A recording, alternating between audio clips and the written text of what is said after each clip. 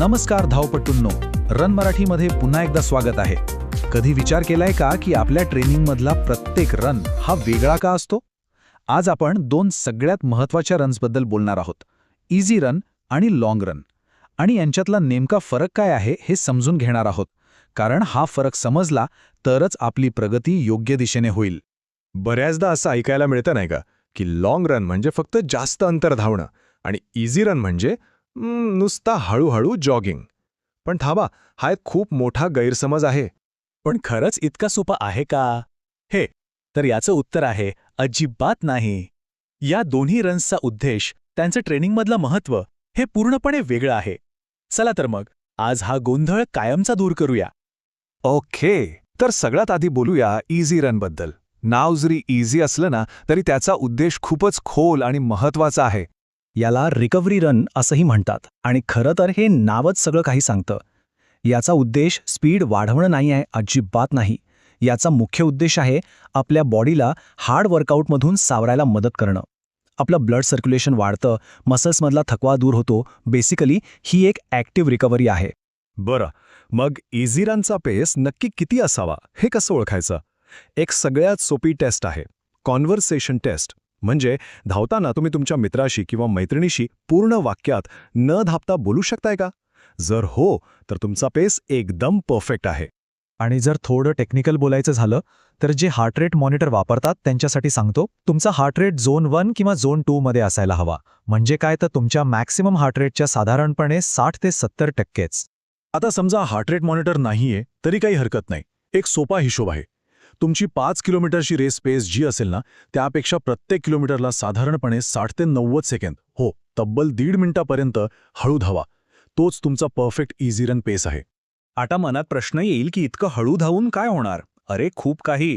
तुमची recovery fast होते, इंजुरीचा धोका कमी होतो आणि सगळ्यात महत्त्वाचं, तुमचा ॲरोबिक बेस मजबूत होतो. म्हणजे काय, तर तुमच्या बॉडीची ऑक्सिजन वापरण्याची क्षमता वाढते आणि याचाच फायदा तुम्हाला तुमच्या फास्ट वर्कआउट्समध्ये मिळतो. ते जास्त प्रभावी होतात.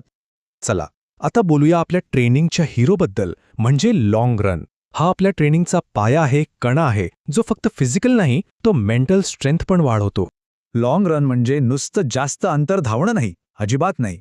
हा आपल्या बॉडीला फॅट्सचा वापर एनर्जीसाठी करायला शिकवतो, स्टॅमिना वाढवतो आणि सगळ्यात महत्त्वाचं, आपली मानसिक ताकद वाढवतो. मी हे करू शकतो हा विश्वास देतो. बरं, लाँग रन किती वेळ करायचा हे तुमच्या ध्येयावर अवलंबून आहे.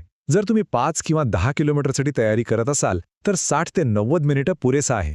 हाफ मॅरेथॉनसाठी साधारण 1.5 ते 2 तास आणि मॅरेथॉनसाठी तर 2 ते 3 तास किंवा त्याहून जास्तही. आणि याचा पेस कसा असावा? तर एक कम्फर्टेबल पण स्थिर पेस. हार्ट रेटच्या भाषेत बोलायचं तर झोन 2. म्हणजे असा पेस जो तुम्ही दमल्याशिवाय बराच वेळ टिकून ठेवू शकाल. ॲडव्हान्स रनर्स यात खूप व्हेरिएशन्स करतात, पण सुरुवातीसाठी हा नियम बेस्ट आहे. ओके, तर आत्तापर्यंत जे काही आपण बोललो ते एकाच ठिकाणी बघूया. इझी रन आणि लाँग रन यातला नेमका फरक काय आहे? चला एका नजरेत पाहूया, म्हणजे सगळं क्लिअर होईल. बघा, फरक एकदम स्पष्ट आहे. इझी रन आहे रिकव्हरीसाठी, तर लाँग रन आहे स्टॅमिना वाढवण्यासाठी. इझी रन कमी वेळेचा आणि खूप हळू असतो, तर लाँग रन जास्त वेळेचा आणि स्थिर गतीचा. इझी रन तुम्ही आठवड्यात अनेकदा करू शकता, पण लाँग रन तो असतो तुमचा आठवड्यातला एक बिग डे वर्कआउट. आता एका खूप खूप महत्त्वाच्या गोष्टीबद्दल बोलायचंय. एक अशी चूक जी बहुतेक जण अगदी नकळतपणे करतात आणि त्यांची सगळी मेहनत वाया जाते. ही एकच चूक तुमची प्रगती थांबवू शकते, तुम्हाला इंजुरीच्या दारात नेऊन उभी करू शकते. इतकी ही कॉमन चूक आहे. आणि ती चूक आहे आपले इझी रन्स. खूप फास्ट धावणे. बरोबर ऐकलात, आपले सोपे रन्स गरजेपेक्षा जास्त वेगाने धावणे. हीच सगळ्यात मोठी चूक आहे. जेव्हा तुम्ही इझी रनला इझी ठेवत नाही, तेव्हा तुमच्या बॉडीला रिकव्हर व्हायला वेळच मिळत नाही. उलट ती आणखी थकते. मग काय होतं? इंजुरीचा धोका वाढतो आणि तुमची ओव्हरऑल प्रगती अक्षरशः थांबते. म्हणून एक मंत्र लक्षात ठेवा, easy runs must be easy. ते खरोखर सोपे असायलाच हवे. यात स्वतःच्या इगोला अजिबात मध्ये येऊ देऊ नका. तर मग या सगळ्यातून आपण काय शिकलो? एकच गोष्ट, की फक्त हार्ड वर्क करून चालणार नाही, स्मार्ट वर्क करावा लागेल. Train smart, not just hard. तुमचं ट्रेनिंग प्लॅन हे एका पिरॅमिडसारखं आहे असं समजा. त्याचा पाया आहे तुमचे इझी रन्स, मग येतात तुमचे लाँग रन्स आणि मग येतं स्पीड वर्क. ह्या सगळ्यांचा बॅलन्स साधणं खूप महत्त्वाचं आहे. एकही गोष्ट कमी जास्त करून चालणार नाही. शेवटी एक गोष्ट नेहमी लक्षात ठेवा, खरा स्मार्ट रनर तो नाही जो फक्त फास्ट धावतो. खरा स्मार्ट रनर तो आहे जो हुशारीने ट्रेनिंग करतो. त्याला माहीत असतं की कधी हळू धावायचंय आणि कधी फास्ट. तर पुढच्या वेळी रनिंगला जाल तेव्हा हे नक्की लक्षात ठेवा. इझी रनला इझीच ठेवा आणि लाँग रनला एन्जॉय करा. कारण आपलं ध्येय एकच आहे, रन स्मार्ट, रन सेफ आणि रन स्ट्रॉंग.